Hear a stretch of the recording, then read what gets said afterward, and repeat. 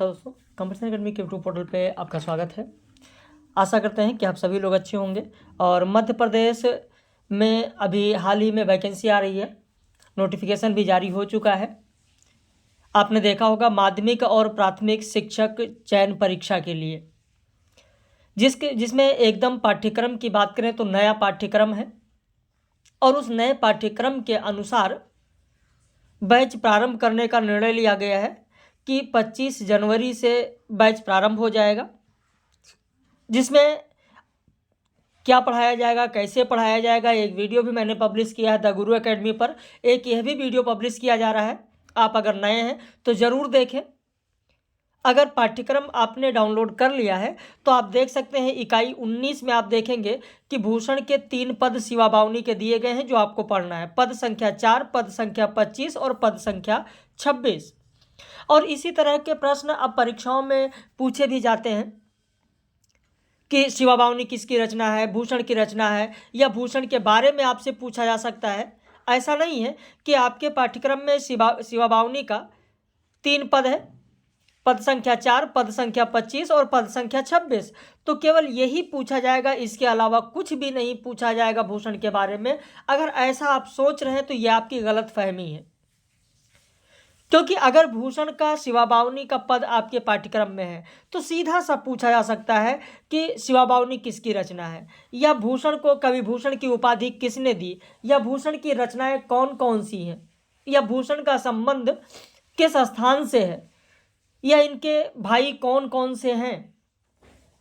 तो इस तरीके के प्रश्न जरूर बनते हैं। तो चलिए शुरू करते हैं लेक्चर।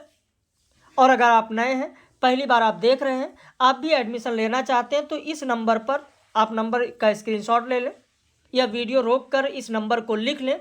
इसी पर आप दोनों में से किसी पर अपना नाम लिखकर व्हाट्सएप कर दें और माध्यमिक शिक्षा परिषद शिक्षक परीक्षा मध्य प्रदेश लिखकर भेज दें, तो उस पर फीस और सारी चीज़ें आपको डिटेल बता दी जाएंगी। कोई किताब आपको अलग से नहीं लेना है, कोई अलग का मैटर आपको नहीं पढ़ना है। जितना संस्थान के तरफ से कराया जाए सिर्फ वही पढ़ना है। भाई मेरा तो स्पष्ट रूप से यही मानना है, मैं लगातार लोगों से कहता हूं कि कोई भी कैंडिडेट अगर कहीं पर किसी भी संस्था से जुड़ता है और जुड़ने के बाद उसे किताब पढ़ना पड़े तो मेरे ख्याल से कि उस संस्थान से नहीं जुड़ना चाहिए, जहां पर एडमिशन लेने के बाद भी किताब पढ़ना पड़े। भाई एडमिशन कैंडिडेट क्यों लेता है कि अलग से कोई भी चीज़ पढ़ने की ज़रूरत ना पड़े। तो आप इस नंबर पर संपर्क कर सकते हैं। तो चलिए शुरू करते हैं। पद संख्या 4, 25 और 26 जो यहाँ पर मैंने दिया है, लेकिन उससे पहले हम लोग सबसे पहले बात कर लेंगे भूषण के बारे में। और मैं बार बार अपने मेंबर से यही कहता हूँ कि जब भी लेक्चर देखने बैठे तो कॉपी पेन लेकर बैठें। बहुत सारी चीज़ PDF में नहीं होती है, बताई जाती है, तो उन्हें जरूर लिख लिया करें। तो सबसे पहले भूषण के बारे में। इन्हें रीतिकालीन राष्ट्रीय कवि कहा जाता है। ये वीर रस के कवि हैं। चित्रकूट के सोलंकी राजा रुद्र ने इन्हें कवि भूषण की उपाधि दी थी। अब कुछ लोग कहेंगे सर हृदय राम ने दिया था, मैंने किताब में किसी में पढ़ा है कि हृदय राम ने दिया है। इनकी रचना है शिवराज भूषण। मैं आपको बताऊं, शिवराज भूषण जो हृदय राम को मानते हैं, मैं उनको बता दूं, शिवराज भूषण है भूषण की रचना। शिवराज भूषण में स्वयं भूषण ने लिखा है कि कुल सुलंकी, पद गौर से सुनिएगा और खुद बताइएगा कि किसने इनको उपाधि दी है। कुल सुलंक चित्रकूटपति साहसशील समुद्र। कुल सुलंक चित्रकूटपति साहसशील समुद्र और कवि भूषण पदवी दई हृदय राम सुत रुद्र। अब आप बताइए, क्या हृदय राम ने इन्हें कवि भूषण की उपाधि दी है या राजा रुद्र ने दिया है? कवि भूषण पदवी दई हृदय राम सुत रुद्र, यानी हृदय राम के पुत्र रुद्र ने इन्हें कवि भूषण की उपाधि दी। भाई कहां पर क्या है, एक एक चीज इसीलिए आप लोगों को बताई जाती है। इनकी पालकी में स्वयं महाराज छत्रसाल ने एक बार अपना कंधा लगाया था। मुख्यतः इन्होंने महाराज शिवाजी और छत्रसाल बुंदेला की प्रशंसा में रचनाएं लिखी हैं कि उनकी रचना शिवराज भूषण, शिवा बावनी, छत्रसाल दशक है। ये 3 रचनाएं हैं, जिनमें से शिवा बावनी के 3 पद पाठ्यक्रम में हैं। गणपति चंद्रगुप्त ने भूषण का मूल नाम पतिराम, पित हो गया है, सही कर ले, पतिराम मणिराम बताया है, जबकि आचार्य विश्वनाथ प्रसाद मिश्र ने हिंदी साहित्य के सरल इतिहास में इनका नाम घनश्याम बताया है। अच्छा सॉरी, विश्वनाथ त्रिपाठी है वो, तो हाँ घनश्याम बताया है। आचार्य रामचंद्र शुक्ल ने कहा है कि इन 2 वीरों का जिस उत्साह के साथ सारी हिंदू जनता स्मरण करती है उसी की व्यंजना भूषण ने की है। वह हिंदू जाति के प्रतिनिधि कवि हैं। बच्चन सिंह ने भी कहा है कि भूषण की प्रशस्तियां जातीय जीवन का पक्षधर और अत्याचार के विरुद्ध सक्रिय थीं। अतः भाषा की गड़बड़ी के बावजूद उनकी वीर दर्पोक्तियां जनता की जबान पर हैं। चिंतामणि, भूषण, मतिराम, जटाशंकर ये 4 भाई थे। जटाशंकर का नाम आप कहीं कहीं पर देखेंगे तो नीलकंठ भी मिलता है। आप लिखना चाहें तो लिख लें, इसीलिए मैं कहता हूं कॉपी पेन लेकर बैठा करें। नीलकंठ यानी चिंतामणि, मतिराम, भूषण और जटाशंकर या नीलकंठ, जिसमें से आप देखेंगे कि चिंतामणि बड़े थे। भूषण के बड़े भाई कौन थे? चिंतामणि थे। भूषण के 2 छोटे भाई थे, एक तो मतिराम छोटे थे और दूसरे नीलकंठ या जटाशंकर छोटे थे। भूषण से बड़े भाई में कौन है? तो चिंतामणि है। भूषण का जन्म विवादित है, लेकिन फिर भी एक बार आपको बता देते हैं। संवत 1692, संवत की बात हो रही, ईस्वी नहीं, ध्यान रखिएगा, बाद में मत कहिएगा सर वहां पर आपने ये बताया है। मैं संवत बता रहा हूं, ना कि ईस्वी। अगर आपको ईस्वी निकालना है तो इसमें से आप 57 घटा दीजिए। संवत 1692 में जन्म हुआ और देहांत संवत 1772 बताया गया है। इनका जन्मभूमि बताया जाता है कि कानपुर के तिकवापुर में इनका जन्म हुआ था। कानपुर के तिकवापुर या त्रिविक्रमपुर कह सकते हैं। भूषण के पिता का नाम था पंडित रत्नाकर तिवारी। पंडित रत्नाकर तिवारी, कहीं लिख लीजिए, पंडित रत्नाकर तिवारी। तो इनके पिता का नाम पता चल गया, इनका जन्म स्थान पता चल गया, इनका जन्म संवत पता चल गया 1692, मृत्यु संवत लगभग 1772 बताया गया। इनको किसने भूषण की उपाधि दी, इनका मूल नाम किसने क्या क्या माना है। इसके अलावा शिव सिंह सेंगर ने भूषण के 4 ग्रंथों का उल्लेख किया, शिवराज भूषण, भूषण हजारा, भूषण उल्लास और दूषण उल्लास। अब आपके लिए एक महत्वपूर्ण प्रश्न यह बनता है कि शिवा बावनी, जिसके 3 पद आपके पाठ्यक्रम में हैं, उसे शिव सिंह सेंगर ने भूषण की रचना में नहीं लिखा है। भूषण की रचना के में जो उल्लेख किया 4 रचनाओं की, उसमें शिवा बावनी नहीं है। भूषण उल्लास अलंकार ग्रंथ और दूषण उल्लास दोष दर्शन के ग्रंथ कहे जाते हैं। अब इसके अलावा भूषण की पंक्तियां आपसे परीक्षा में पूछी जा सकती हैं।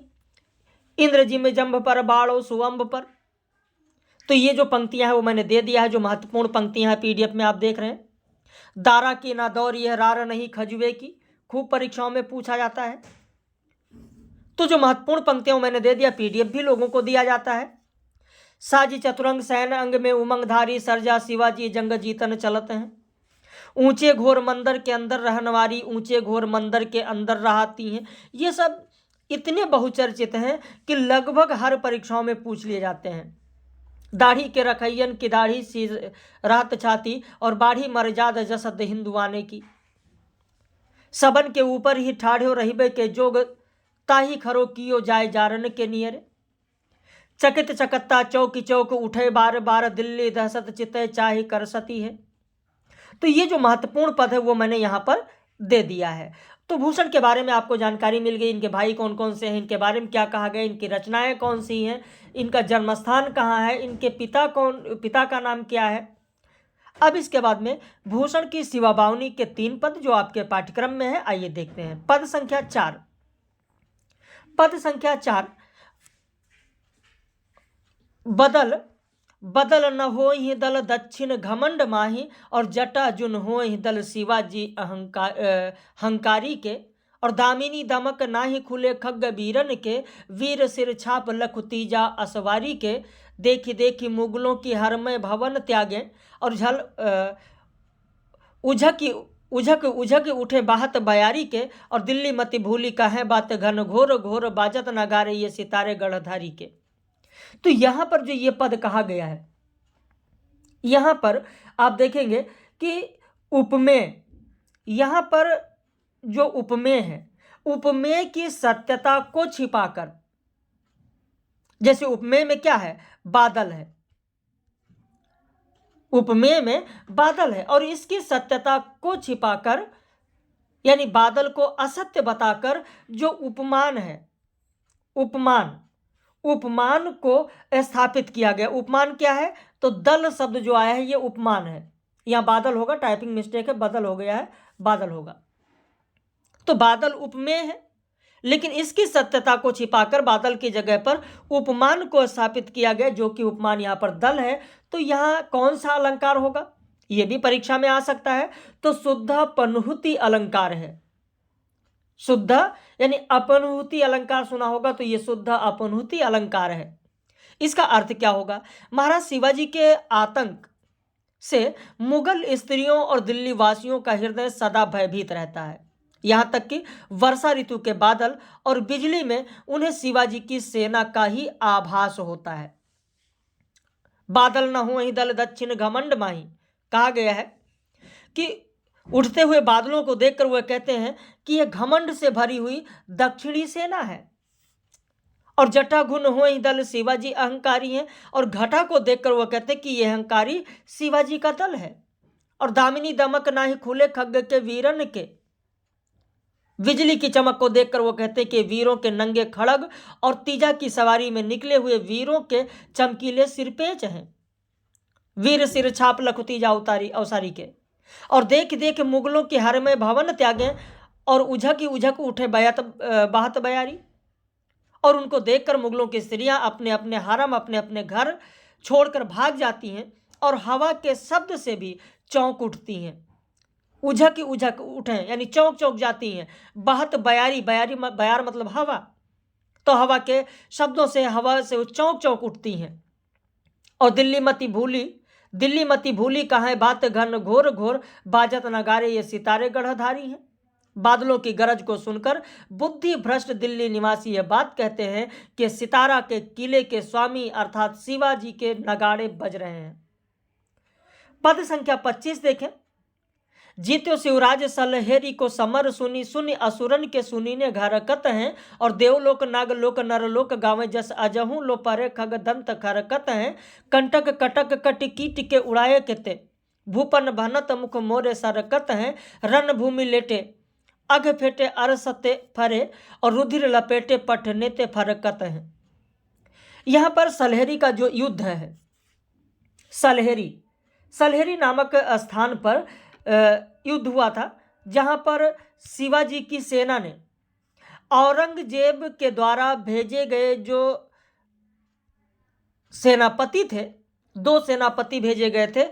एक थे दिलेर खां को भेजा गया था, दिलेर खां को, और एक इखलास खां को भेजा गया था, इखलास खां। तो शिवाजी ने औरंगजेब द्वारा भेजी गई सेना के सेनापति दिलेर खां और इखलास खां को हराकर पूर्ण विजय प्राप्त कर ली थी सलहेरी में। और यह युद्ध बताया गया है कि संवत 1729 ईस्वी में हुआ था। तो यहां पर आप देखेंगे कि बार बार वर्णों की आवृत्ति हो रही है, बार बार वर्णों की, वही वर्णों की आवृत्ति हो रही है। तो यहां पर है वृत्यानुप्रास। अलंकार कौन सा है, वृत्यानुप्रास अलंकार। आप लिखना चाहें लिख लें, कॉपी पेन लेकर बैठा करिए। अगर आज पहली बार आप देख रहे हैं तो कोई बात नहीं, लेकिन बाद में भी देख लीजिएगा, कॉपी पेन लेकर बैठा करें।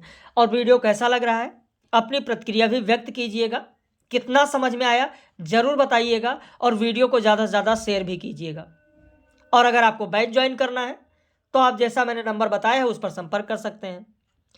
तो जीत्यो शिवराज सलहेरी को समर सुनी, सुनि असुरन के सुघीने हरकत हैं। और देवलोक नागलोक नरलोक गावे जस अजहू जो परे खग दंत खरकत हैं। ये सुनकर कि महाराज शिवाजी ने सलहेरी की लड़ाई जीत ली है, मुसलमानों के कलेजे धड़कने लगे। स्वर्ग पाताल और मृत्यु लोक में शिवाजी का यशगान हो रहा है। देवलोक नागलोक नरलोक गावे जस, किसका जस, शिवाजी जी का यशगान हो रहा है। अजहू लो परे खग दंत खरकत है, और तीरों की गसियां अब भी पीड़ा दे रही हैं। कंटक कटक काट कीट कीट से उड़ाए कहते, और भूपन भनत मुख मोरे सरकत है। शिवाजी ने शत्रुओं की जो फौजें थी वो काट काट कर किस तरीके से कीड़े मकोड़ों की तरह से उड़ा दिया है। और कुछ बचे खुचे जो शत्रु थे, भूपन भनत मुख मोरे सरकत हैं, बचे हुए जो शत्रु थे वो पीठ दिखाकर भाग गए हैं। और रणभूमि लेटे अग लेटे अरसते परे, रुधिर लपेटे पठनेते फरकत हैं। रणभूमि में आसक्त पापी नवयुवक पठान रक्त से भीगे हुए फड़फड़ा रहे हैं। पद संख्या 26 देखें कि केतिक देश दलियो दल के बल, दक्षिण चंगुल चापी के चाख्यो, और रूप गुमान हर्यो गुजरात को, सूरत को रस चूसी के नाख्यो। और पंजन पेले मले सब, स्वय बचे जह दिन है भाख्यो, और सो रंग है शिवराज बलि जिन, नौ रंग में रंग एक न राख्यो। ये मालती सवैया है।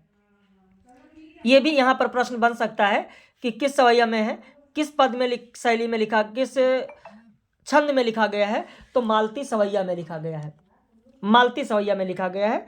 और यहाँ पर सूरत को, जो सूरत शहर है, सूरत की जो बात हो रही है, सूरत को शिवाजी ने 2 बार लूटा था, एक संवत 1721 में और एक बार संवत 1729 में। और यहाँ पर इसमें अगर अलंकार देखें तो लिख लीजिए कौन सा अलंकार होगा, काव्यलिंग अलंकार। लिख लीजिए काव्यलिंग अलंकार, काव्यलिंग अलंकार है, मालती सवैया में है, काव्यलिंग अलंकार है। और इसमें जो दिया गया है वो शिवाजी ने सूरत को 2 बार 1721 में और 1729 में लूटा था, उसी का वर्णन किया गया है कि केतिक देश दलो दल के बल, दक्षिण चंगुल चाप के राख्यो। शिवाजी ने अपनी सेना के बल से कितने देश ध्वस्त नहीं कर डाले। दक्षिण जो प्रांत था, दक्षिण चंगुल चाप के चाख्यो, दक्षिण का जो प्रांत था वो शेर के तरीके से चंगुल में दबाकर उसका भक्षण कर लिया। और रूप गुमान हर्यो गुजरात को, गुजरात की शोभा और घमंड को धूल में मिला दिया। और सूरत को रस चूस के नाख्यो, सूरत को भी उसका रस अर्थात वैभव को नष्ट कर दिया। पंजन पेले मलेक्ष से आशय यहाँ पर मुसलमानों से दिया गया कि पंजल पेले मलेक्ष मले सब, सोए बचे जेह दीन है भाक्यो। मुसलमानों को पंजों से चीड़ फाड़ कर मूर्छित कर दिया। और सोए बचे जेह दीन है भाक्यो, वही बचा है जिसने दीनता स्वीकार कर ली है, वही कोई बच सकता होगा। सो रंग है शिवराज बलि जिन, 9 रंग में रंग एक न राख्यो। शिवाजी का वह रंग है जिसने औरंगजेब की एक भी रंग न चलने दी। 9 रंग में रंग एक न राख्यो, औरंगजेब की एक भी न चलने दी। शिवाजी का वह रंग है, वह 9 रंग मतलब वह रंग है जिसने रंग एक न राखे, औरंगजेब की एक न रहने दी, एक न चलने दी। तो ये बात कहा गया है इस 3 पद में। तीनों पद की मैंने व्याख्या आपको करा दी, कैसा लगा जरूर बताइएगा। बाकी अगर जुड़ना चाहते हैं तो यहाँ पर यह नंबर लिखा हुआ है, इसका आप स्क्रीनशॉट ले लें या इसको लिख लें, इसी पर आप संपर्क कर सकते हैं। फिर डिसाइड किया जाएगा 25 तारीख से।